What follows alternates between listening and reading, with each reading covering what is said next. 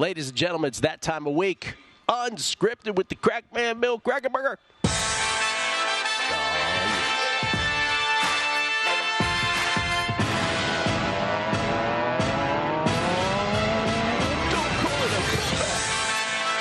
Bill Krackomberger, everybody.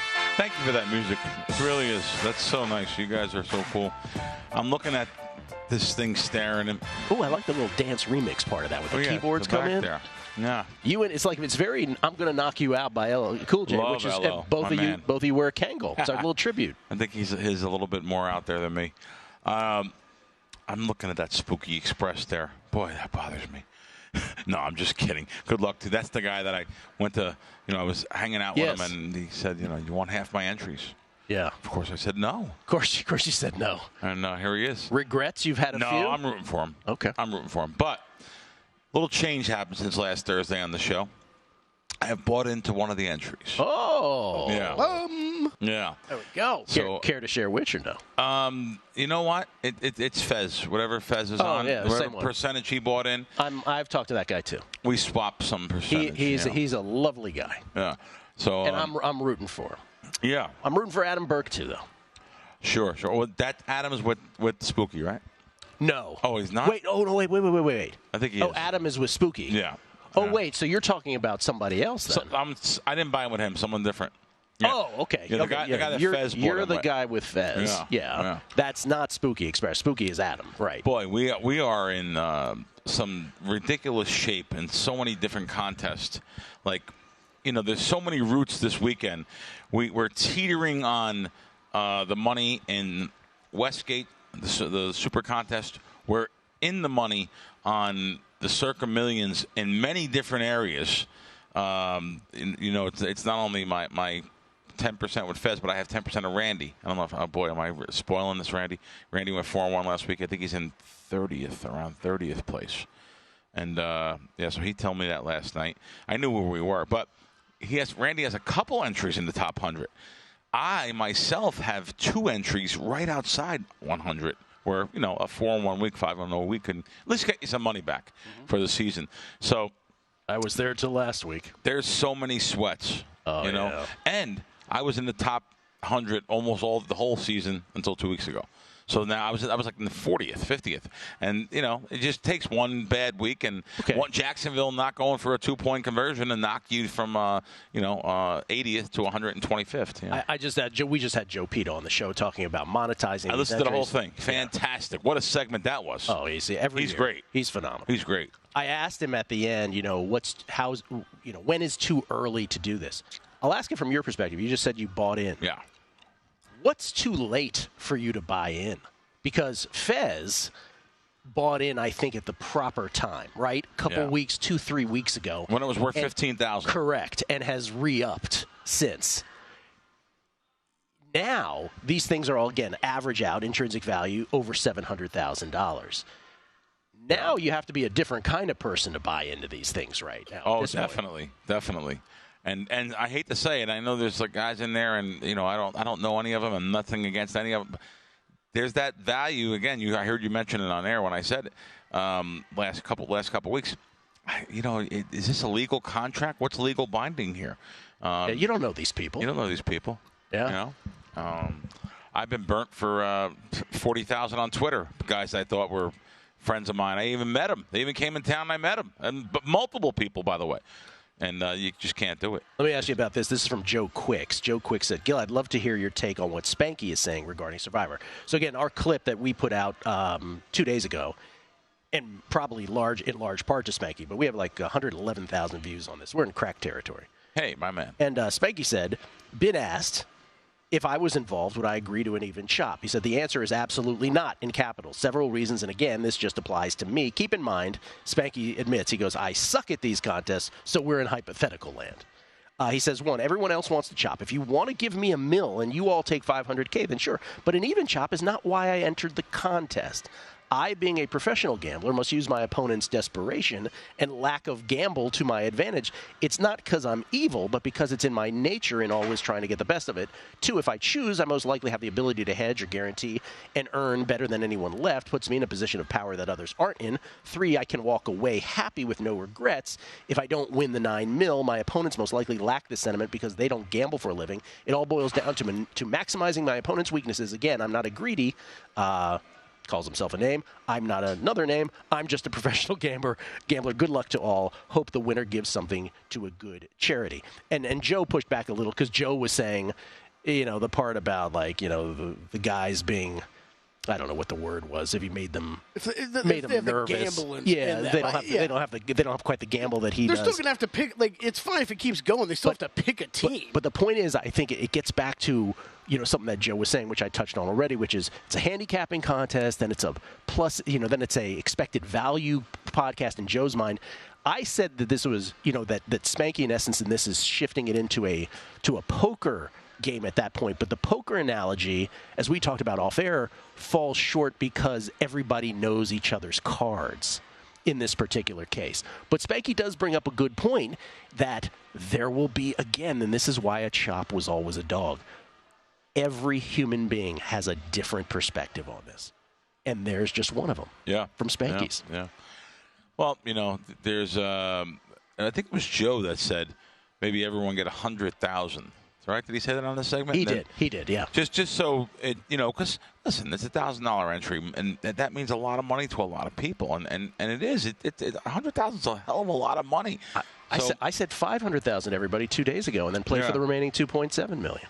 Yeah. That's a lot of money. Listen, I'm more of a easygoing teddy bear type of guy. Listen, you want to do it, go ahead. I know I have a better entry. I think I have some better guys behind me. But you know what? To be a sport, maybe you do the $500,000 thing. Not old Sean Perry from Golden Boy, by the way, his tweet. Did you see his tweet where he says, I heard you guys say it. By the way, I should point out, Joe pointed this out, greatest better ever. Better misspelled. This is just such a great tweet because he goes from villain to you almost have I found myself laughing out loud right. I'm like, all right. Right. Especially that he spelled better wrong, so he doesn't. That's right. He's not even in that talent pool. I don't think. There's a lot of luck involved in a lot of things here. Okay. Just to let you guys know. Of course, which was the first point I made 2 days ago, which is beyond what we've come to know about Sean and the contestants. My first point on Tuesday was someone inevitably thinks they're better than everyone else. And in Spanky's case, it's about being a better gambler. What I was referring to was just the skill of Survivor, and the skill of Survivor is not as big as the luck of Survivor was my point. There was a casino opening yesterday here in Las Vegas, known for its Miami property, the Fontainebleau. Yeah, they think a lot of themselves. They opened at midnight. Now I say that to the public. But also even the influencers. Now, listen, I'm not saying me because I'm not a glimpse on anyone's radar. But the bigger ones that I know in town are Las Vegas locally, Vital Vegas. How can these guys not have had an invite for the pre-opening at 6 p.m. whenever they let everyone else in? They were not invited? I think the problem here is whoever is in charge, whoever the antique over there is in charge of their media must not realize that really the TikTokers and the Instagram and the YouTubers, these are the people that get your views. They have a targeted audience. And guess what, Mr. Antique? It's your audience. That's who it is. They let local news stations in and tried to get some people. I understand Tom Brady was there with Kim Kardashian. Now they're showing pictures of them, letting them in. Was Kim Kardashian there? Cher. Oh, damn. Cher playing blackjack with, how do you pronounce the guy's name? These sound like good decisions. Kelley. Oh, you're a Kim Kardashian? Yeah, not that. He keeps up. She is something special. Let me just put it that way. Maybe she is, but I think that what they did to the nation and the example they set, I'm not disputing that. I'm just going for a different angle on that. Garbage pails. Wow. Okay. Yeah, no, I mean, yeah, that's who you want your kids looking up to. No, it's not who I want them looking up to. Not you. I'm talking about in general. Oh, no, I understand you're wanting her for different reasons. Okay. Just think she's lovely, is what I have to say. Yeah. So is Tom Brady. Tom Brady, lovely as well. That's right. Guy. Bill went down a whole different road. I'm like, hey. So, but you're right. Like, Kelley had a great point off air. If you're on the Vegas Strip and you look at the Fontainebleau, which has been under construction since the Eisenhower administration, for God's sake, right? There's no signage, right? It's just a big blue building, and you think it's condos. You're right. Like, I mean, for those of us who have been to Miami and know Fontainebleau, like, I get what they're going for. As you go down Collins and you see it right in front of you. Like, I get what they're going for, but, like, when you see any helicopter shot, drone shot, drive by the Strip, it's all Aria, Cosmopolitan, Caesar's Palace, and then it's like, hey, what's that random blue condo building at the it's also on the north side? It's also a cursed part of the Strip. It is. It is a tough part of the Strip there. Yeah. So, and it's even more cursed with their media person. Yeah, no, no, but it's not just them. By the way, there's influencers with 1 million followers that of course were waiting online. At midnight, I was up at midnight. I watched some of them at midnight with, like, wow, this person's got like 400,000 followers, and she couldn't get in. She was outside waiting, but yet they showed some people were in there live at 8 o'clock showing. It looked like some of the people that were in there looked like they grabbed them off of the homeless shelter. I mean, how can these people be in and these people not be in? I just totally shocked me. But, however, Randy went, and I was going to go, but I didn't go. I sacrificed not going for beating the book. I love that Randy found his way in. Randy's like, I just want to check out the slots. Well, you got to go scout the video poker machines, right, Bill? Even Randy couldn't get in until midnight. He texted me at 1:50 a.m., We struck out at Fontainebleau. I see. So the VIPs were 6 p.m. and the rest, and the riffraff was at midnight. The riffraff, which I would have been part of. Yeah. Yeah, we struck out at Fontainebleau. The ones, Randy, I hope I can read this. God. The ones that got in early or pre-opening got some of the slots we like, and there was some of the names there, which are good. So guys on the big slots did well. Okay, 8-5 bonus was the best video poker, and surprisingly didn't see any video poker progressives.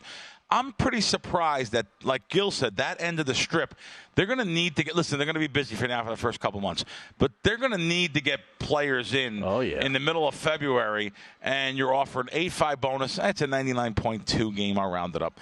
And, no one plays – the game is perfect anyway. And no VP progressives? I mean, every casino in town has VP progressives. Yeah. But these guys, Randy was with one of the sharpest guys in the world with him, and they scoured the floor, and that's what they got there. So that kind of seems a little surprising to me. But let's be blunt. Randy flew into town hoping there was maybe some mistakes. Of course. That sounds like either it sounds like there was nothing, or he told me that. Which to be honest with you, you're probably supposed to, because sometimes I have a big mouth. You know what? I try to help others. Jill, I tried to employ the Bill Krackomberger, Randy McKay strategy with the Durango opening. I was like, I'm going to go in there. Yeah. I'm going to scout out some of these video poker machines. I've learned from Bill. Right. Let me see what I could find. Here was the problem, though. I walked in. I'm like, well, this place is freaking jammed. Like, I can't I can't get to a machine to scout it out. You're right. The place has been so jammed. I was there yesterday again. Gill said you were there 2 days ago? 2 days ago was the first time at Durango. And packed up? Yeah, I mean, the sports book is nice. Yeah. The food court is nice. Yeah. And then the rest of it is one big square of casino. Yeah, it is. Yeah. When you've seen one, you've seen them all, right? Well, I just want to say this. So I wasn't at the Durango opening. It's fine. Durango's nice. The parts that I mentioned are beautiful. It's funny, though, that when people say casino opening, your expectation, is what Circa did, right? Like Derek did. It was this grand opening in the back. So many people were there. Everybody in town was there. People were fired up. It was first class in every way. Yeah. Every other casino opening I've ever been to, so you were just talking about Fontainebleau, but I remember when SLS opened, how lame it was. I was like, did they even clean in here? Yeah. Or when since the Sahara closed. Or when, or when Virgin took over the Hard Rock spot. I can't even go back in there. It gives me the memories. Too many memories. Too many memories, Billy. They're a boutique casino. They don't want us. But I guess what I'm saying is, typically they're a letdown. Not the greatness of a Circa opening. Have you found that to be the case? Yes, of course. Yeah. You're expecting. You've been to so many of these things, our lives are casinos. Look where we're broadcasting from. We're in casinos every day. This is something someone comes in like once a year, and when they're on vacation and they're happy, they're away from their jobs and away from the stress of life. They come here and they don't care. They don't care about the paybacks. I mean, you have professionals that make 6 and 7 figures a year, such geniuses in their own right. They come here and they're blinded by the neon, and now they can literally play video poker at a machine right next to it is a 5% more payback, but they don't care. They're just on vacation, and they lose their whole sense of awareness of what's going on. So you are right there. Durango. Let's. I seen Vital Vegas text something last night. During Durango casino opening, guests drained the ATMs of so much cash that even Durango thought all the ATMs are malfunctioning together on a system. It wasn't that. They were just out of money. They ran out of money. Just think about that. How much money those machines keep in them? Oh, but yeah. They don't want to let you know. It's hundreds of. It's a giant amount. I mean, for the machines to be out of money, just you come to the casino with. Carry cash, people. It ain't heavy. I mean, heavy. How can you go and pay these ridiculous fees? By the way, some of the strip casinos. Oh, it's absurd. They're charging ridiculous amounts of money to get. There's some that have a percentage. You go a certain way, a percentage of the money. But even so, it's $10 to get your money. People go to casinos with their cards thinking, I can get money in the casino.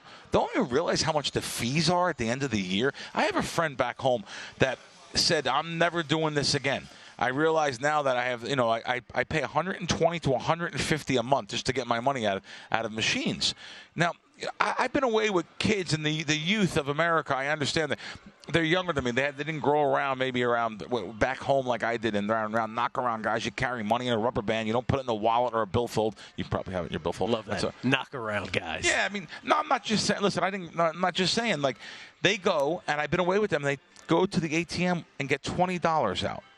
$20. Oh, you don't do that. I can't do that. No, $20 now. We have rookie move. Yeah, I mean, there's a casino out in California that advertises that giant signs everywhere.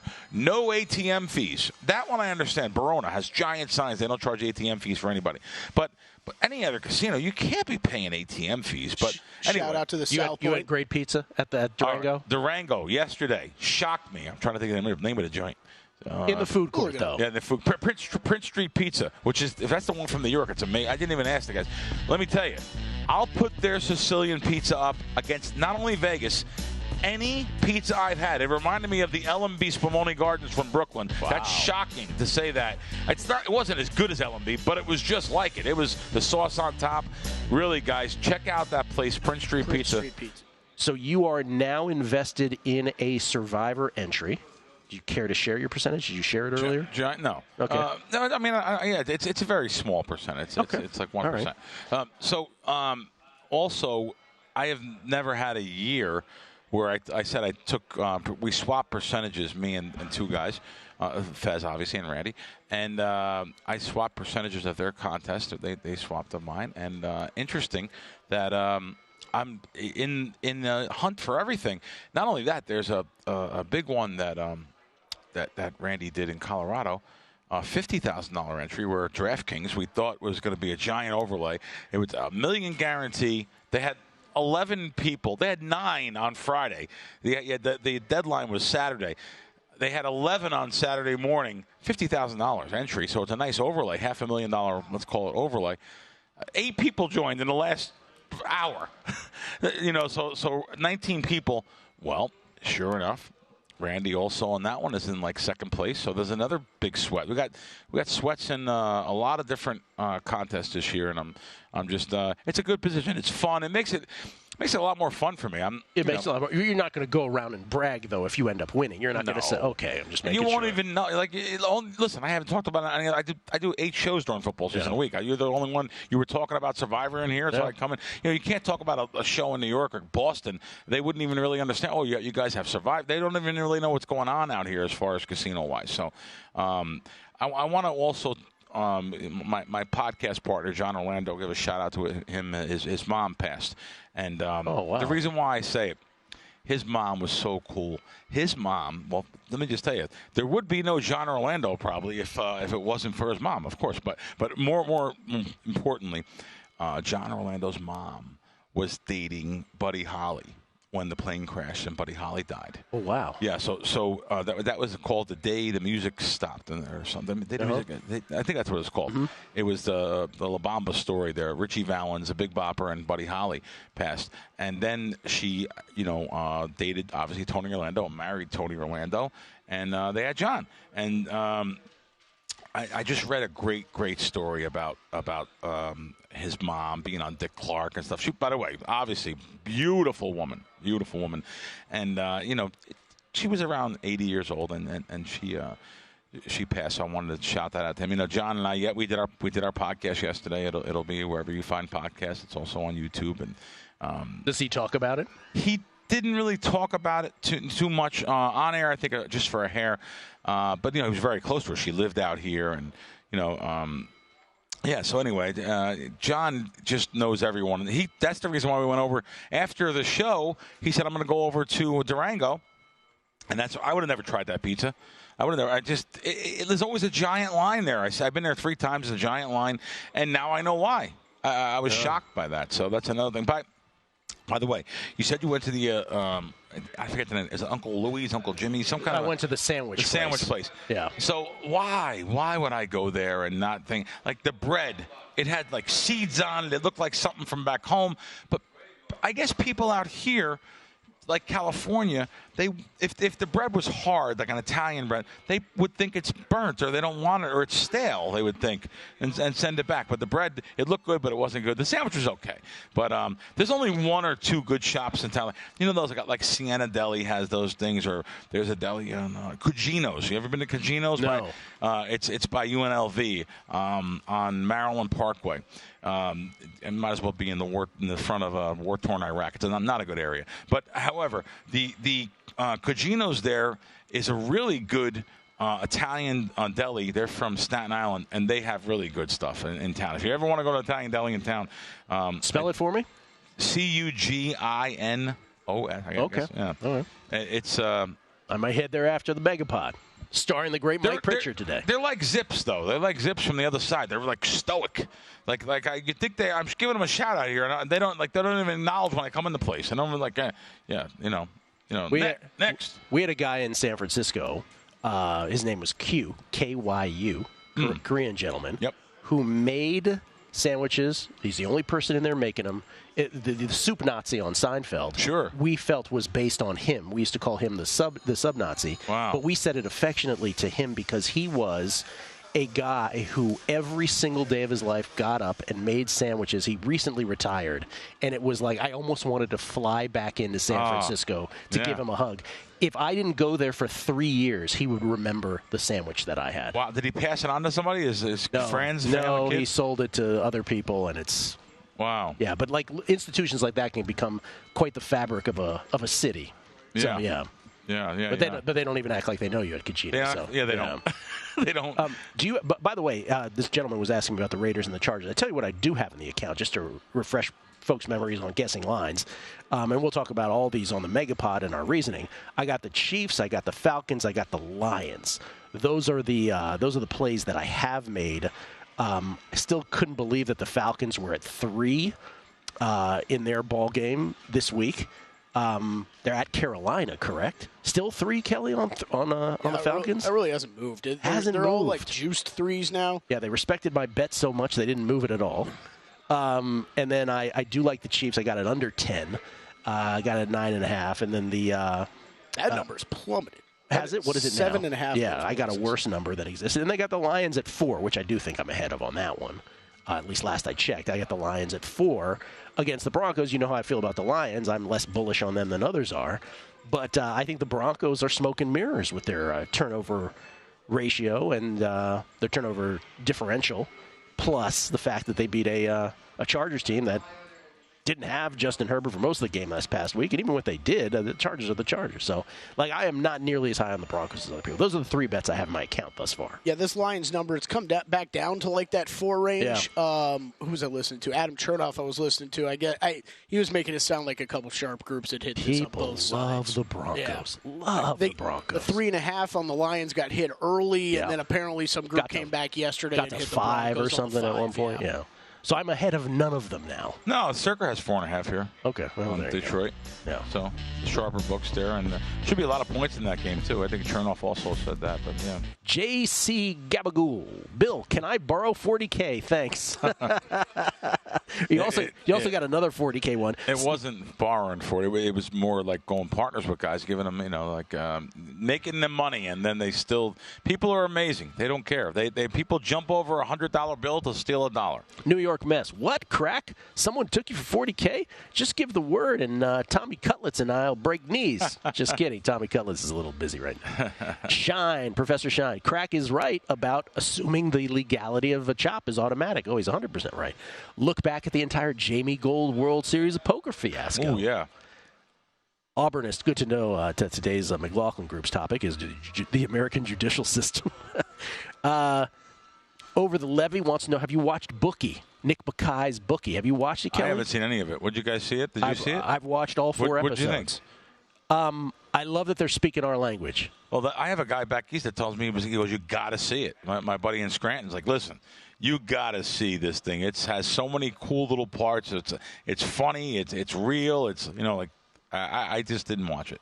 I've only seen the first 2 so far. It's a quick watch, though. It's only 30 really small. Yeah, really. I always pick on those kind of things. So, because we know so much more, we're immersed, as you say, closer to the sun.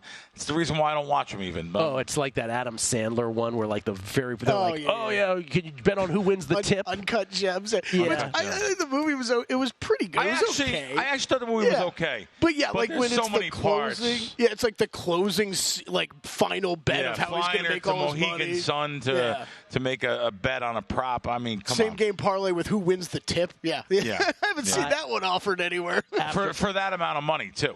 We know if you're betting that kind of money, you're not getting that kind of money in down. I'll tell you what I did watch last night after a grueling day of performing my civic duty as a prospective American juror.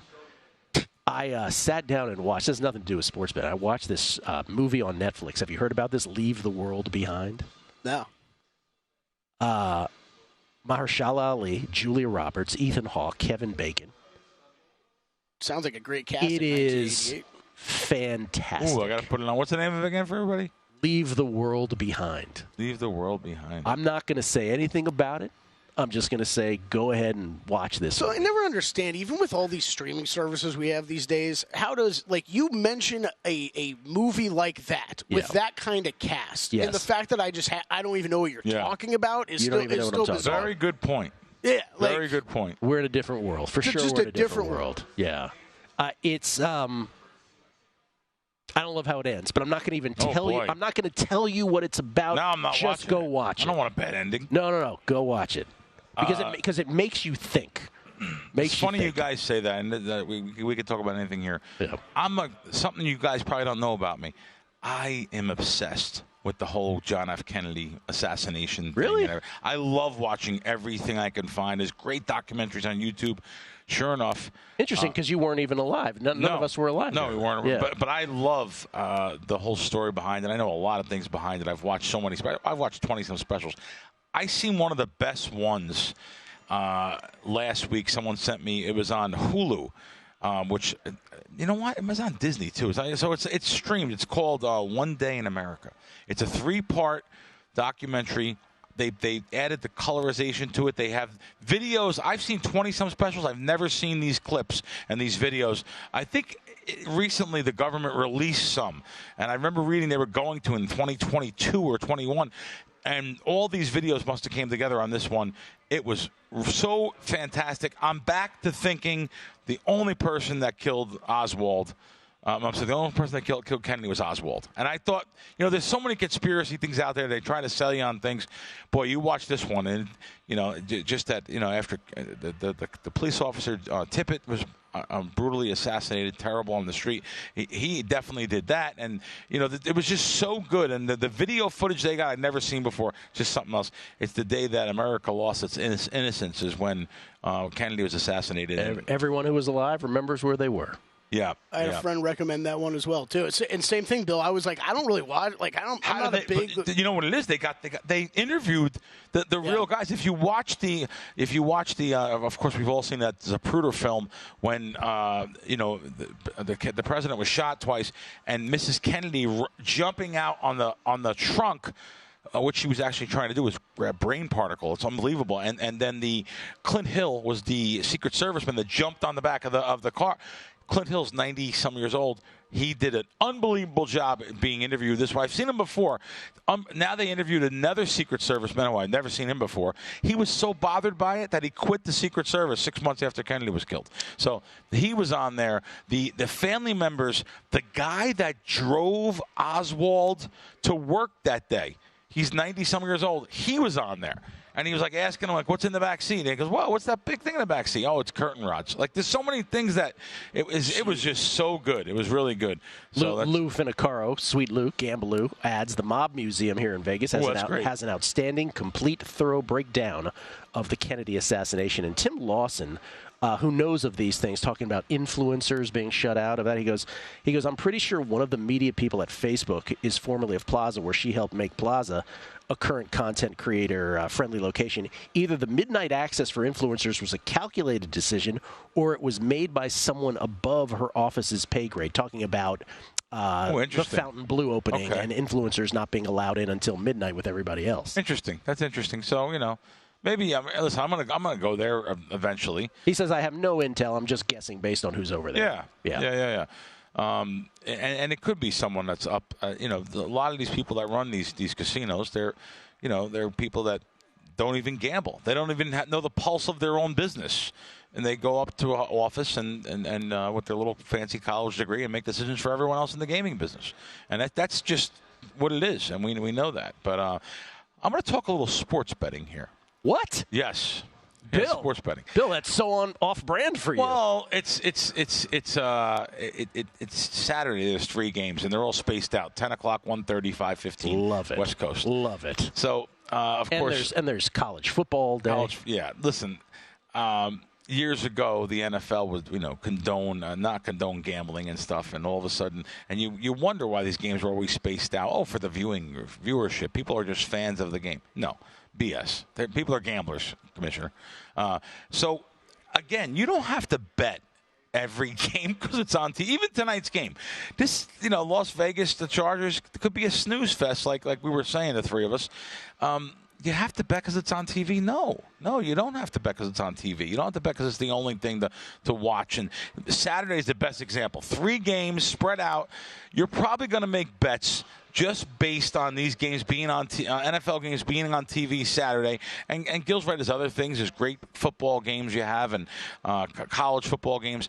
But you just don't have to bet all 3 of these games. And there's ways to get at games, guys, rather than bet sides. If you guys know me, I'm not a big side guy. I mean, I'll give one out because people want them every week. Maybe a 1% game that's worth, a small fraction of an edge. But mostly it's totals. It's teasers. It's props, of course. Well, we always say this. We just don't have to bet every game, guys. We haven't said it in a while, but the biggest advantage for those who are new to betting, the biggest advantage that you have over a bookmaker is that they have to post everything. You get to pick and choose what you bet. And so that's a great example of what you're just talking about. Just because it's there doesn't mean you have to. Pro tip.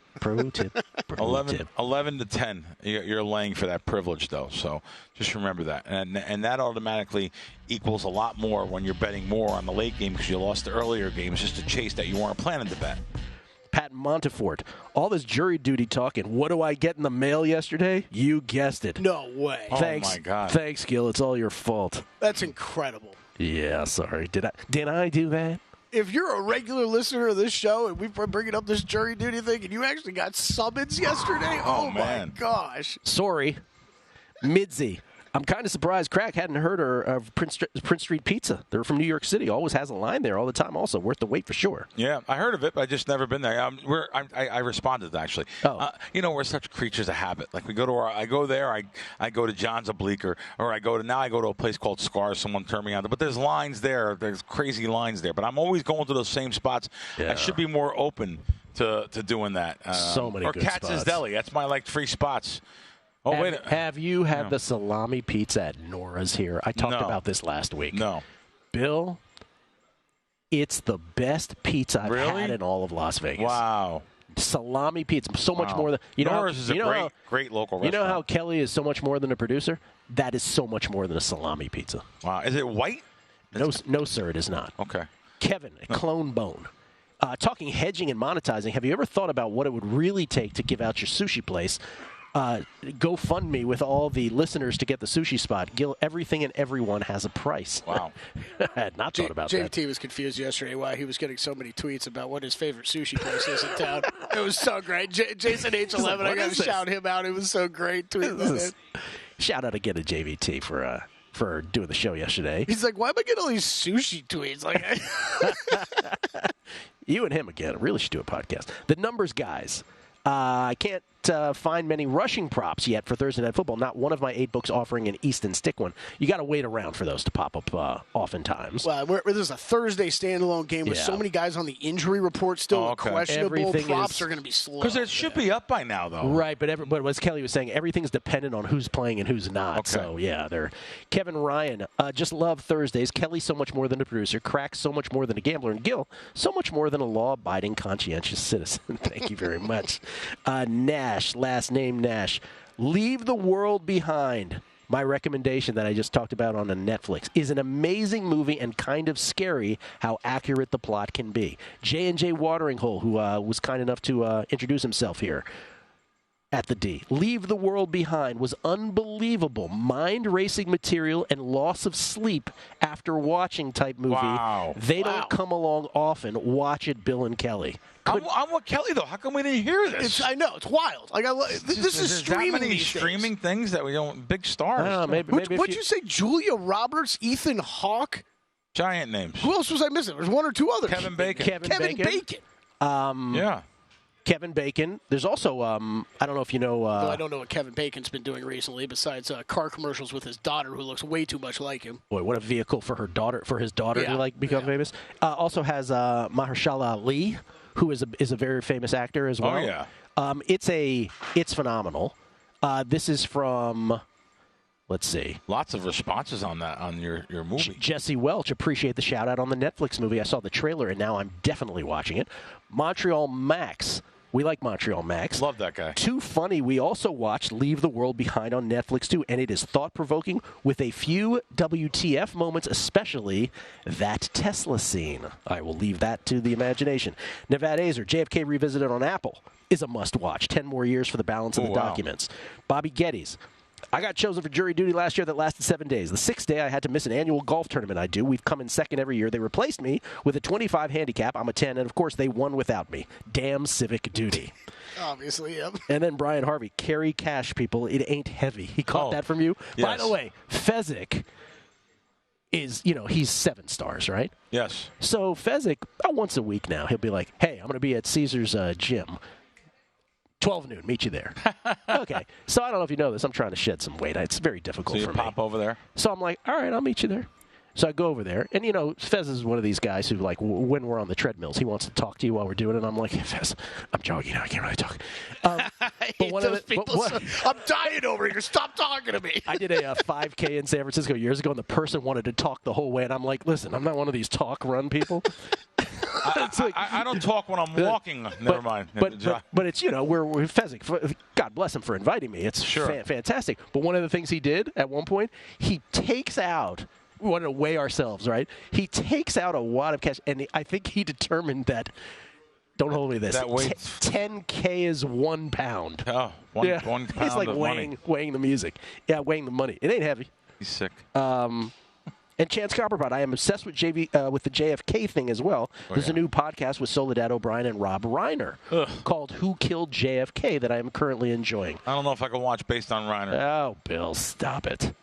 Mike Alvarez, why is Crack talking about sports betting when this week is about important stuff like jury duty? Can't Crack talk about going to the DMV or something? Alvarez is great. He is. And Gill, you are a Patriot son or what? Great show. It's your civic duty.